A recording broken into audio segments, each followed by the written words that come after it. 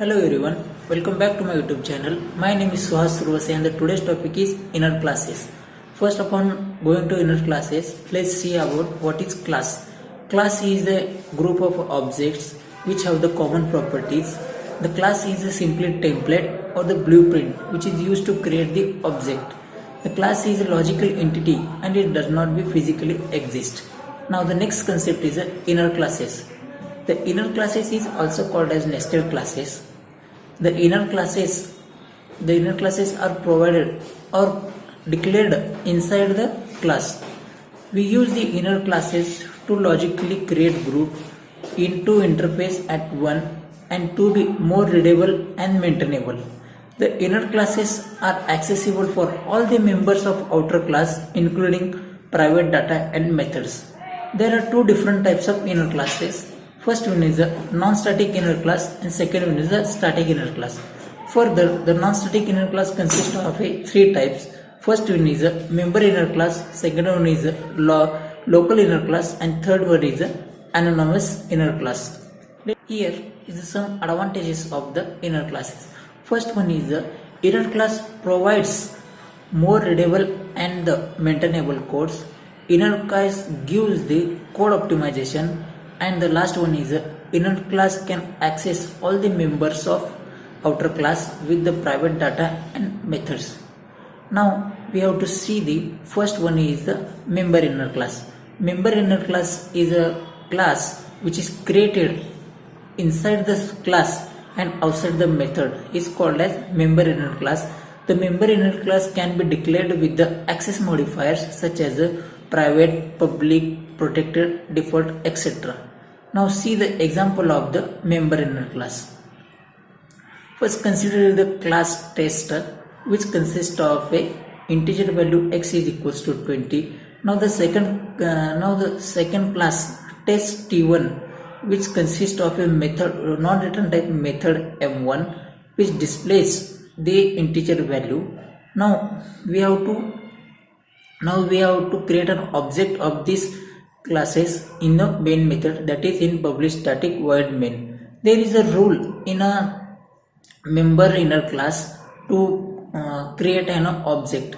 The rule is that we have to first write the name of the outer class, object of the outer class is equals to new name of the outer class. In second line, name of the outer class dot name of the inner class. Name of the inner class object is equals to name of the outer class object dot new name of the inner class round bracket and semicolon. According to that, we have to create it as test t is equals to new test round bracket and semicolon. In second line, test t1 there. Test t1 and the object is t1 is equals to t dot new test t1 round bracket and semicolon. In the next line we call the method display using the objects and our output is the number is 30. The next one is local class. The local class is a class which is created inside the class and inside the method is called as a local inner class. The local inner class does not consider as a member of the class. The example of the local inner class is as consider the class data which having the integer value x is equals to 10.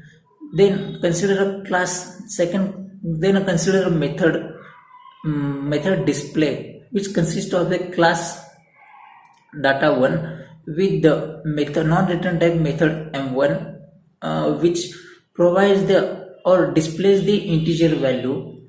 After that completion of the inner class, we have to create the object of the inner class, that is data 1 is equals to d is equals to new data 1 d is equals to new data 1 round bracket and semicolon. After that, by using the object d, we have to call the method m1. Then in a main method, that is public static void main, we have to create the object of the outer class, that is data da is equals to new data round bracket semicolon. After that we have to call by using the object da dot display, and then the output becomes the number is 10. The next one is anonymous inner class. The anonymous inner class is a class which has no name. That class is called as anonymous inner class. We can create an anonymous inner class by the overriding of method of the class. The overriding of the method class can be made by the declaration of the methods. Thank you.